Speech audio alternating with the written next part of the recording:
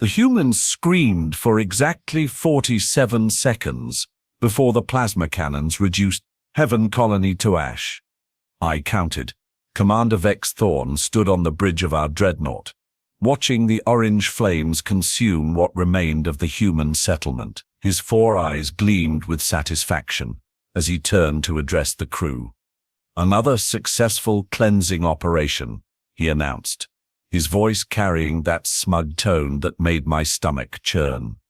The humans thought they could establish a foothold in Kryllian space. They were wrong. I wanted to vomit. Not because of the violence, mind you.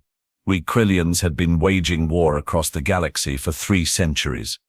I had personally witnessed the destruction of 46 worlds. No, what made me sick was the stupidity of it all. "Sir," I said, my voice barely steady, "the intelligence reports indicated this was a research station, not a military outpost." Thorn's head snapped toward me, his secondary arms flexing in irritation. "Research station? Military outpost? What difference does it make, Lieutenant Karavos? Dead humans are dead humans." The bridge erupted in laughter. 23 Kryllian officers, all congratulating themselves on another glorious victory against the soft-skinned bipeds who dared to explore our sector. I forced myself to smile, to nod along with their celebration. Inside, alarm bells were screaming because I had read the intercepted transmissions. Haven Colony wasn't just any research station. It was a xenobiology facility, and the humans had been studying something they called Project Prometheus. The classified files mentioned defensive capabilities and species preservation protocols. But here's the thing about humans that my fellow Kryllians never bothered to learn. They don't just roll over and die when you poke them. They bite back. Hard. "Navigation.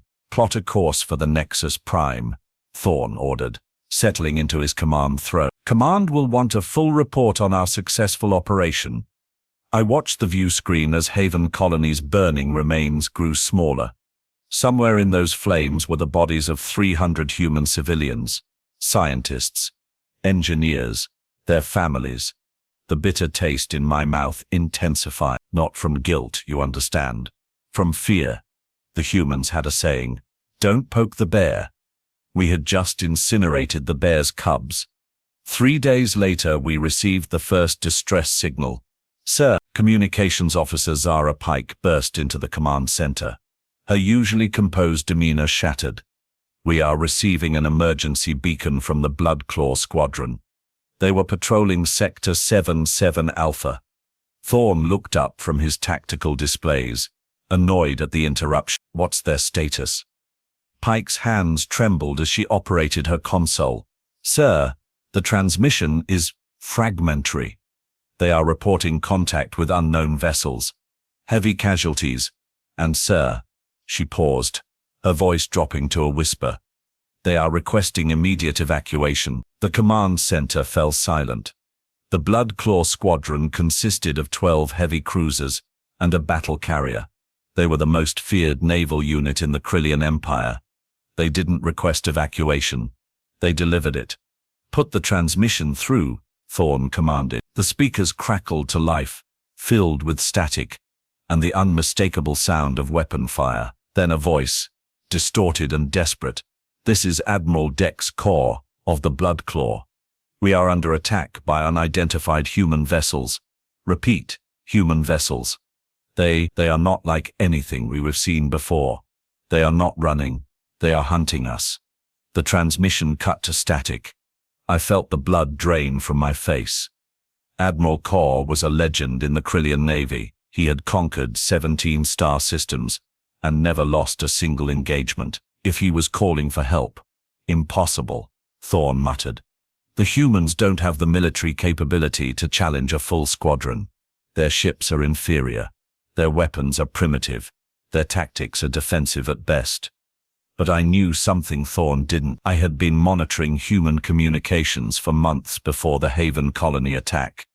The humans had been talking about something called the Sleeping Giant Protocol. I had dismissed it as propaganda, a psychological warfare tactic to make their enemies think twice about attacking. Now I wasn't so sure. The next distress signal came 6 hours later. This time it was from the Ironjaw garrison, a massive military installation protecting our mining operations in the Kepler belt. The message was brief and terrifying. Base under attack. Human forces have breached the outer defenses. They are not taking prisoners. They are not demanding surrender. They are just cleaning house. Send reinforcements. Send everything. Then silence. Thorn stared at the communication console as if it had personally offended him. Get me a direct line to High Command, he ordered. Something is very wrong here. I wanted to laugh. Something was wrong? We had just learned that humanity, a species we had dismissed as weak and pacifistic, was systematically destroying our most fortified positions, and all Thorn could say was that something was wrong. The call to High Command lasted exactly 11 minutes. When it ended, Thorn's face had gone pale, his 4 eyes wide with something I had never seen before, genuine fear. "What are your orders, sir?" I asked, though I dreaded the answer. Thorn stood slowly, his hands gripping the command chair. "We are to rendezvous with the 7th Fleet at coordinates 447 Mark 9. All available vessels are being recalled from patrol duties." He paused, his voice dropping. "High Command believes the humans have activated some kind of dormant military capability. They are calling it a defensive response protocol." I almost laughed again. Defensive response protocol. Such a clinical term for what was clearly a systematic extermination campaign. But here's what really made my blood run cold. The humans weren't just fighting back. They were winning. And they were doing it with a level of tactical sophistication that contradicted everything we knew about their military doctrine. The 7th Fleet was the pride of the Kryllian Empire. 147 vessels, including 6 super dreadnoughts and 3 battle stations. If the humans could challenge that force. "Sir," I said carefully, "what if this isn't a defensive response? What if we have been wrong about human military capabilities all along?" Thorn's eyes narrowed. "What are you suggesting, Lieutenant?" "I'm suggesting that maybe the humans have been pretending to be weak. Maybe they have been waiting for someone to give them a reason to stop pretending." The bridge crew exchanged nervous glances. The idea that humanity had been hiding their true strength was ridiculous, absurd, impossible. Except, it was starting to make sense. For centuries, humans had been expanding across the galaxy, establishing colonies, making contact with alien species. They had been involved in dozens of conflicts, but always as defenders, always as the victims, never as the aggressors. But what if that was intentional? What if they had been studying us, learning our weaknesses, preparing for the day when someone pushed too hard? What if Haven Colony hadn't been a research station at all? What if it had been bait? The thought hit me like a plasma bolt to the chest. Haven Colony had been perfectly positioned to lure a Kryllian attack. It had been isolated, lightly defended, and filled with valuable research that any military commander would want to destroy or capture. And the humans had made sure we knew about it. "Lieutenant Voss," Thorn said, his voice sharp, "you look like you have seen a ghost, sir. I think we need to consider the possibility that the humans wanted us to attack Haven Colony." The bridge erupted in laughter again, but this time it sounded forced, nervous. "That's ridiculous," Thorn scoffed. "Why would they sacrifice their own people? Because they knew we would underestimate them afterward," I replied. "They knew we would assume they were weak, that they would scatter and run when faced with real opposition. Instead, they used our arrogance against us." Thorn was quiet for a long moment. Then he activated the fleet-wide communication system. "All vessels, this is Commander Thorn. As of this moment, we are operating under War Protocol 7. All crews are to maintain maximum alert status. Intelligence suggests that human military capabilities may have been significantly understated." The acknowledgements came back one by one. 43 vessels, all confirming their readiness for combat. It should have been reassuring. Instead, It felt like we were 43 sheep, preparing to fight a pack of wolves. The rendezvous with the 7th Fleet took place in the neutral zone, a region of space that had been demilitarized by treaty for over a century. As our ships dropped out of hyperspace, I counted the assembled vessels. 147, just as promised. The sight should have filled me with confidence. Instead, I noticed something that made my heart race. The fleet was arranged in a defensive formation. The super dreadnoughts were positioned in the center, surrounded by concentric rings of smaller vessels. This wasn't a battle formation. It was a last stand formation. Admiral Gex Stormclaw, commanding officer of the 7th Fleet, appeared on the main view screen. His scarred face was grim, his voice heavy with exhaustion. "Commander Thorn, I trust you received the intelligence briefings." "Yes, Admiral. How bad is it?" Stormclaw's expression darkened. "In the past 72 hours, we have lost contact with 11 military installations, 37 patrol squadrons, and over 200 merchant vessels. The humans aren't just fighting back. They are systematically dismantling our infrastructure." The bridge crew exchanged worried glances. I felt my stomach drop. "What are their capabilities?" Thorn asked. "Unknown. Their ships appear to be using technology we don't recognize. They are faster than our interceptors, more heavily armed than our battle cruisers, and they seem to have some kind of stealth capability that makes them nearly invisible to our sensors." "How many ships are we facing?" Stormclaw paused, his face grave. "We don't know. Our intelligence suggests anywhere from 50 to 500 vessels. But here's the thing that's keeping me awake at night. Every engagement has been one-sided. The humans haven't lost a single ship. Not one ship. In 3 days of warfare, the humans had destroyed or captured hundreds of Kryllian vessels without suffering a single confirmed loss. Either they were incredibly lucky, or they were operating with technology that made our best weapons useless." "Admiral," I said, stepping forward. "Permission to speak freely." Stormclaw nodded. "I believe the humans have been preparing for this conflict for decades, possibly centuries. Haven Colony was a trap, designed to provoke us into revealing our military doctrine and capabilities. Now they are using that information to systematically destroy our forces. And what do you propose we do about it, Lieutenant?" I took a deep breath. "We need to consider the possibility that we can't win this war. At least not the way we have been fighting it." The silence that followed was deafening. In 3 centuries of Kryllian expansion, no one had ever suggested that retreat might be necessary. We were the apex predators of the galaxy. We didn't run from prey. But the humans weren't prey. Anymore. They were predators, and we were about to find out just how dangerous they could be. "Admiral," the communications officer announced, "we are detecting multiple hyperspace signatures. Something big is coming." Stormclaw's eyes widened. "How many?" "Impossible to tell, sir. The signatures are wrong. They are not matching any known propulsion system." I felt a chill run down my spine. The humans were coming, and they were bringing something we had never seen before. "All ships, battle stations," Stormclaw ordered.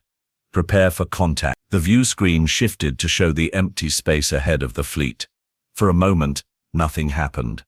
Then reality seemed to ripple, like water disturbed by a stone, and the humans arrived. But these weren't the primitive vessels we had been expecting. These were massive, angular ships that seemed to absorb light rather than reflect it. Their hulls were covered in what looked like organic growths, pulsing with an eerie bioluminescence, and there were dozens of them. "By the ancient gods," Stormclaw whispered. "What are those things?" I stared at the view screen, my mind racing. These ships didn't match any human design in our databases. They looked more like living creatures than mechanical constructs. And they were moving in patterns that suggested a hive mind intelligence. "Admiral," I said, my voice barely audible, "I don't think those are human ships." "Then what are they?" Before I could answer, the alien vessels opened fire, but their weapons weren't energy beams or kinetic projectiles. They were something else entirely. Streams of what looked like liquid darkness flowed from their weapon ports, striking our ships and simply dissolving them. 3 Kryllian cruisers vanished in the first salvo. Not destroyed, not blown apart, simply erased from existence. All ships, evasive maneuvers. Stormclaw shouted, "Return fire." The 7th Fleet responded with everything they had: plasma cannons, antimatter torpedoes, particle beams. The combined firepower of 147 vessels focused on the alien ships. The attacks had no effect. The darkness simply absorbed the energy, growing stronger. "Admiral," I said, my voice calm despite the chaos around us, "I think we need to run. Right now." Stormclaw stared at me, his face a mask of shock and disbelief. "Run? From what? What are these things?" I looked at the view screen, watching as more Kryllian ships disappeared into the void. "I think they are the real monsters, and I think the humans just let them off their leash." The realization hit me like a physical blow. Project Prometheus, the xenobiology research station. The humans hadn't been studying defensive capabilities. They had been studying something else, something that had been sleeping in the dark spaces between stars, and we had just given them a very good reason to wake it up. The darkness consumed another super dreadnought before Admiral Stormclaw finally gave the order I'd been waiting for. "All ships, emergency jump, scatter pattern Delta 7.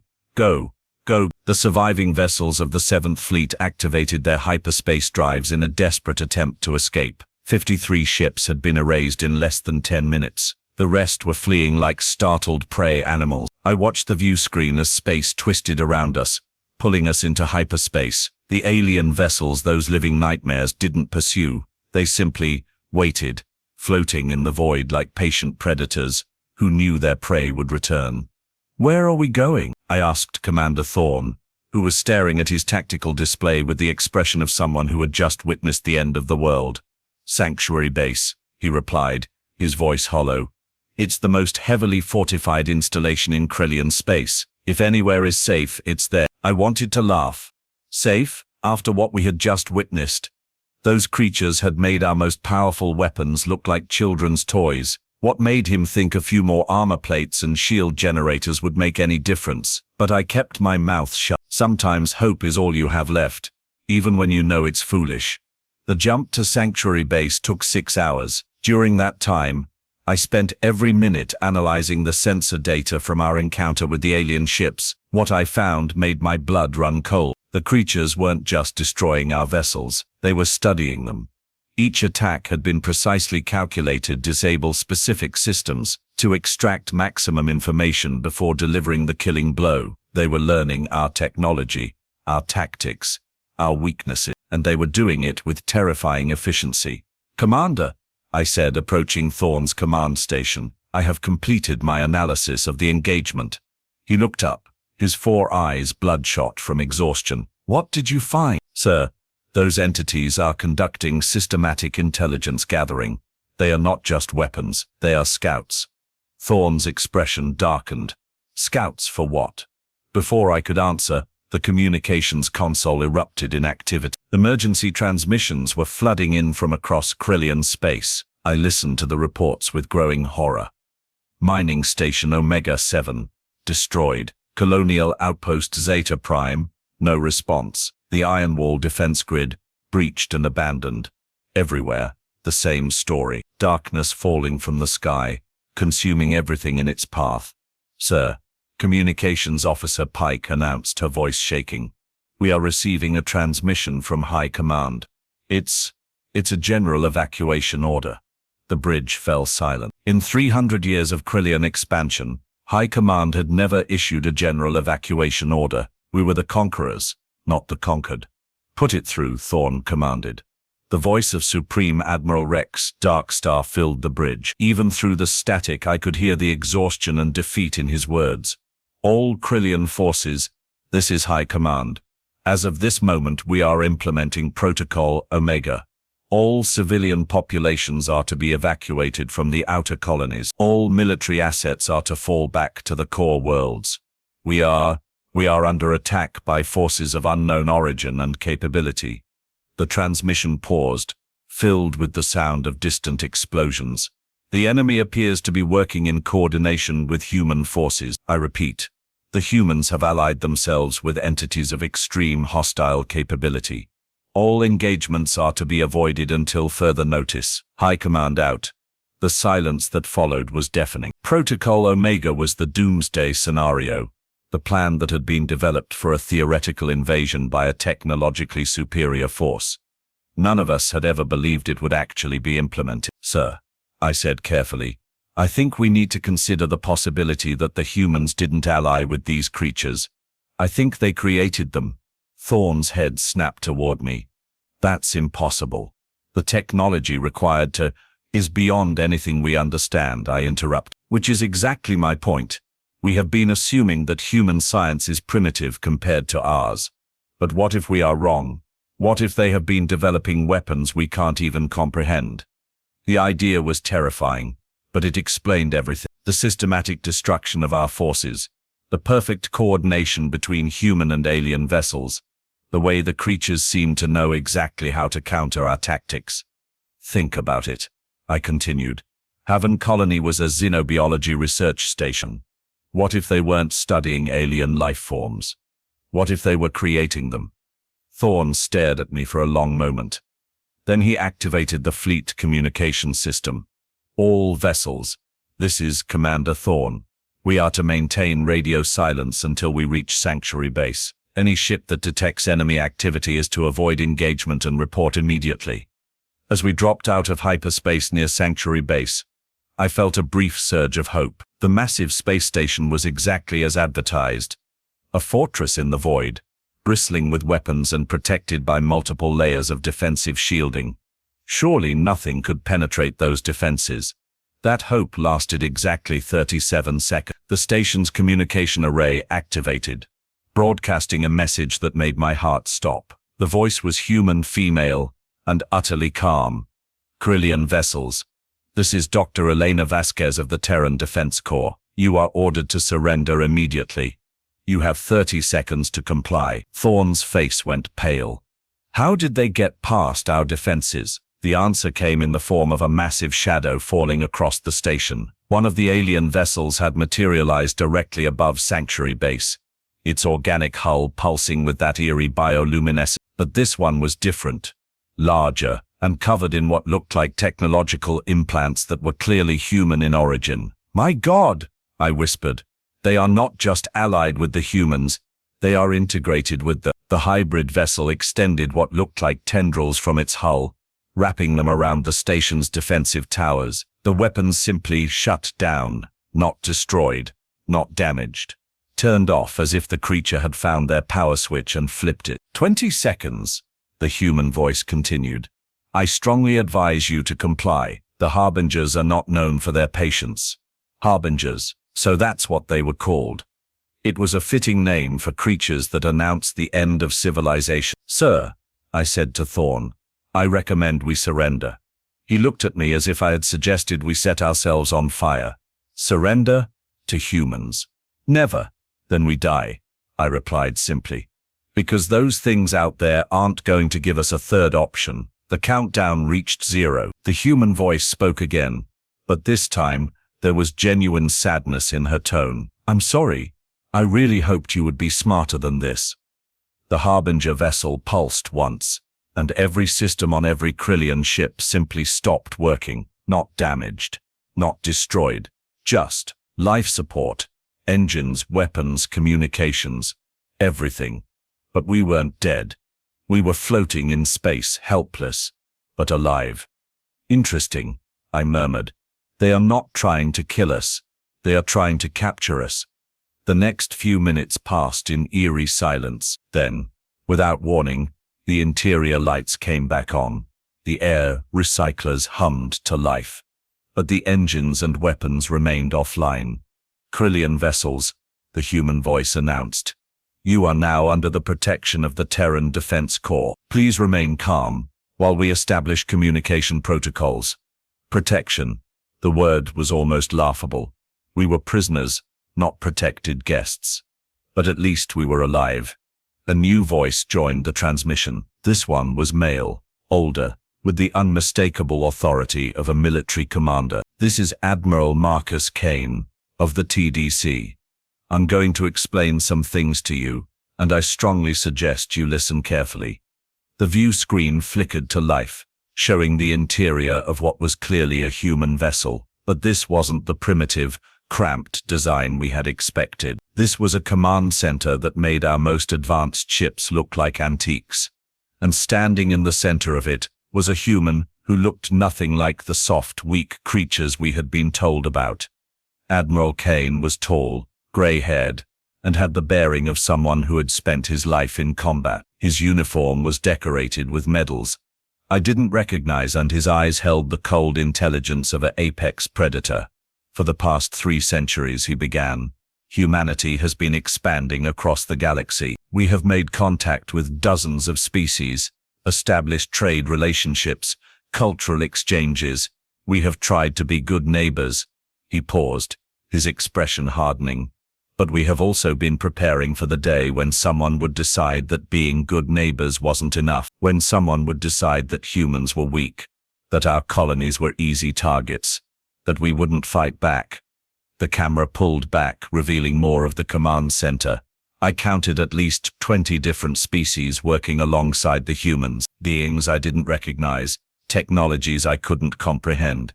"You see," Kane continued, "humanity has a particular talent for making friends. And some of our friends have been waiting a very long time for someone to give them a reason to stretch their legs." The view screen shifted to show the exterior of the human vessel.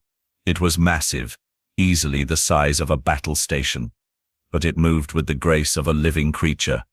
And surrounding it were dozens of other ships, each one a fusion of organic and technological elements. "The Harbingers," Kane explained, "are an ancient species.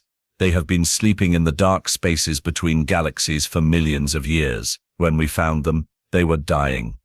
Their homeworld had been destroyed, their civilization scattered. We helped them rebuild, gave them new purpose." He smiled, but there was no warmth in it. "In return, they offered to help us defend ourselves against species that might not appreciate our diplomatic approach. Species like yours." The implications hit me like a physical blow. Humanity hadn't just discovered the Harbingers. They had rescued them, nursed them back to health, and formed a symbiotic relationship. The humans provided technology and resources, while the Harbingers provided protection and military capability. "Haven Colony," Kane continued, "was indeed a research station, but it wasn't studying alien biology. It was studying you, your tactics, your weapons, your psychology. We needed to understand our enemy before we engaged them." Enemy. The word hung in the air like a death sentence.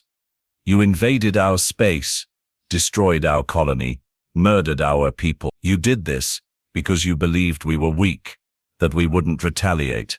You were wrong." The camera focused on Kane's face, and I saw something there that made my blood run cold. Not anger, not hatred, just cold, calculating determination. "The Kryllian Empire has 48 hours to withdraw from all contested territories and provide reparations for the damage you have caused. If you refuse, the Harbingers will be given permission to cleanse every Kryllian world in the galaxy." The transmission ended, leaving us in stunned silence. "Commander," I said finally, "I think we need to recommend that High Command accept their terms." Thorne stared at the blank view screen, his 4 eyes wide with shock. "Accept their terms? Surrender our entire empire to a species we have dismissed as primitive? Sir, with respect, I don't think we have a choice. These humans have been playing a game we didn't even know existed. They have been preparing for this war for centuries, and they have allied themselves with beings that can erase our ships from existence. But the Council will never. The Council will do what they have to do to survive," I interrupted, "because the alternative is extinction." And I was right. 47 hours later, the Kryllian High Council announced the complete withdrawal of all military forces from human space. Reparations would be paid, territories would be returned. The Kryllian Empire, the most powerful military force in the galaxy, had surrendered without firing another shot. But here's the thing that really haunts me. The humans didn't want to rule us. They didn't want to conquer our worlds or enslave our people. They just wanted to be left alone. All of this death, all of this destruction, all of this humiliation could have been avoided if we had simply respected their boundaries. If we had recognized that peaceful doesn't mean weak, that diplomatic doesn't mean defenseless. Instead, we poked the bear, and the bear had friends, very, very dangerous friends. As I sit in my quarters aboard this human vessel, writing this report for whatever historians might survive to read it, I can't help but think about the irony of it all. We called ourselves the apex predators of the galaxy. We believed we were the monsters that lesser species should fear. We were wrong. The real monsters were the ones who had been quietly building alliances, developing technologies, and preparing for the day when someone would force them to stop being nice. The humans had been the monsters all along. They had just been very, very good at hiding it. And now, God help us all, they had stopped hiding. The Kryllian Empire was finished. Oh, we would survive as a species. The humans weren't genocidal. But our days of expansion and conquest were over. We had learned too late that there are some sleeping giants you should never wake up. Haven Colony had been our first mistake, but it wouldn't be our last lesson. The humans had made sure of that. But the story doesn't end there. Oh no, it gets so much worse. 3 months after the surrender, I found myself assigned to the Cultural Exchange Program, a fancy name for what was essentially a re-education camp. The humans, in their infinite mercy, had decided to help us understand why our way of thinking had been so catastrophically flawed. Dr. Elena Vasquez, the same woman whose calm voice had announced our doom at Sanctuary Base, was now my instructor. She was younger than I had expected, maybe 40 standard years, with dark hair and eyes that seemed to see right through you. But it wasn't her appearance that unnerved me. It was her smile. She smiled the way a surgeon smiles before making the first incision. "Lieutenant Voss," she said during our first session, "you have been selected for this program because your psychological profile indicates an unusual capacity for adaptation. Most of your species are struggling with the new reality." I sat across from her in what they called a consultation room, but felt more like an interrogation chamber. Clean, sterile, with monitoring equipment that I was certain was recording everything from my heartbeat to my brainwaves. "Struggling how?" I asked. "Mass denial, mostly. Your government is telling your people that this is a temporary setback, that the Kryllian Empire will rise again. They are not explaining that the balance of power in the galaxy has shifted permanently." She leaned forward, her expression becoming almost maternal. "Would you like to know why we really chose Haven Colony as our bait?" Despite myself, I nodded.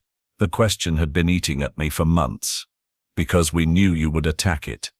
You see, Lieutenant, we have been studying your species for over 2 centuries. Every military engagement, every diplomatic exchange, every cultural interaction. We built comprehensive psychological profiles of your entire civilization." She activated a holographic display that showed a 3-dimensional map of the galaxy. Red dots marked Kryllian territories, blue dots marked human colonies, and green dots marked the territories of dozens of other species. "Your expansion pattern follows a very predictable algorithm. You target isolated settlements, preferably ones with strategic value but minimal defensive capability. You destroy them quickly and decisively, then withdraw before any meaningful retaliation can be organized." The map shifted, showing the movement of Kryllian forces over the past century. The pattern was embarrassingly obvious once you knew what to look for. "The problem is," Dr. Vasquez continued, "your entire military doctrine is based on the assumption that your enemies will react the way you expect them to. You attack, they panic, they scatter, you claim victory. It's worked for 300 years. She smiled that surgical smile again. "But we don't panic, we don't scatter, we plan, and we have been planning for this day since the moment we first encountered your species." "How long?" I asked. though I wasn't sure I wanted to know the answer. The Harbinger integration project began 147 years ago. The Tactical Deception Initiative started 93 years ago.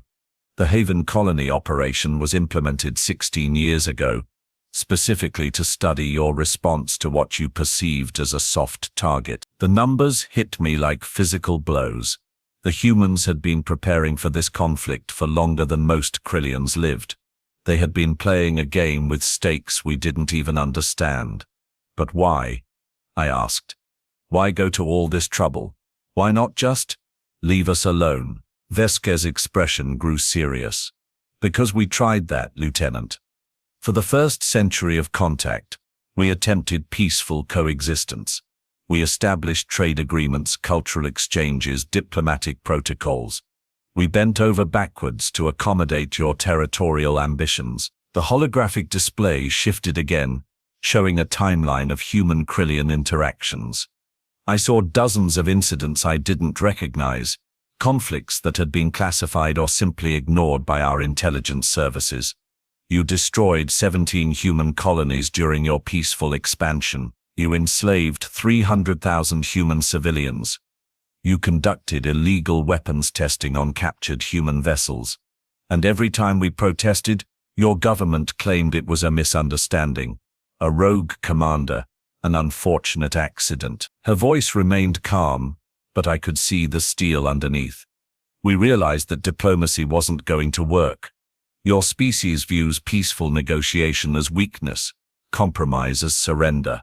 So we decided to speak a language you would understand. Overwhelming force, I said quietly. Exactly. But here's the thing that really should terrify you, Lieutenant. What you experienced at Sanctuary Base. That was us being gentle. I felt my blood run cold. Gentle? The Harbingers you encountered were juveniles. Adolescents, really. The adults are substantially larger, and there are thousands of them sleeping in the deep void, waiting for our call. She deactivated the holographic display and leaned back in her chair. The Kryllian Empire was neutralized by a handful of teenage Harbingers and a small human task force. Imagine what would happen if we decided to wake up the entire species. The implications were staggering. If what she was saying was true, humanity had access to military capabilities that made our entire civilization look like children playing with toys. What do you want from us? I asked. Nothing, she replied simply. We want you to go back to your worlds, rebuild your civilization, and never, ever threaten another peaceful species again. We want you to learn that strength doesn't have to mean conquest, that power doesn't have to mean dominance. She stood up, signaling the end of our session. The universe is a big place, Lieutenant. There's room for all of us, but there's no room for bullies. As she walked toward the door, I called out to her, Dr. Vesquez. The other species, the ones working with you on that command ship, how many allies do you have? She paused at the threshold, her hand on the door control. Would you like an exact count? I nodded, though I was dreading the answer. As of this morning, the Terran Defense Alliance consists of 437 member species. Most of them have been victims of Kryllian aggression at some point in their history. They have all been waiting for someone to give them a chance to express their feelings about that. The door closed behind her, leaving me alone with a revelation that made my head spin. Humanity hadn't just allied with the Harbingers. They had built a coalition of every species the Kryllian Empire had ever wronged. And now we were surrounded by 437 civilizations who had very good reasons to hate us. But they weren't attacking, they weren't invading, they weren't even making demands beyond our withdrawal from contested territories. They were just watching, waiting, making sure we understood that the old rules no longer applied. 6 months later, I was back on a Kryllian vessel heading home to report to High Command. The ship was smaller than our old dreadnoughts, less heavily armed, more focused on exploration than conquest. It was a symbol of what we had become, a species learning to live within its means. As I stared out at the stars, I thought about everything that had changed. The Kryllian Empire was finished, but the Kryllian people were still alive. Our colonies were smaller, our military was reduced, our influence was limited. But we were adapting. Some of us, anyway. The hardliners were still talking about revenge, about rebuilding our military strength, about finding ways to counter the human alliance. They didn't understand that the game had changed permanently. They were still thinking like predators in a universe where they had become prey, but others were beginning to see the truth. That maybe, just maybe, there was a better way to live. That strength didn't have to mean conquest. That power didn't have to mean dominance. The humans had taught us that lesson with overwhelming force, but they had also shown us mercy when they could have shown us extinction. Now it was up to us to decide what kind of species we wanted to be. As I write these final words, I can't help but think about the irony of it all. We had called ourselves the apex predators of the galaxy. We had believed we were the monsters that lesser species should fear. We were wrong. The real monsters were the ones who had been quietly building alliances, developing technologies, and preparing for the day when someone would force them to stop being nice. The humans had been the monsters all along. They had just been very, very good at hiding it. And now that they had stopped hiding, the galaxy would never be the same. The age of Kryllian dominance was over. The age of human-led cooperation had begun, and God help anyone who was stupid enough to test their patience again. Because the next time, they might not be so gentle. The bears were awake now, and they had very, very long memories.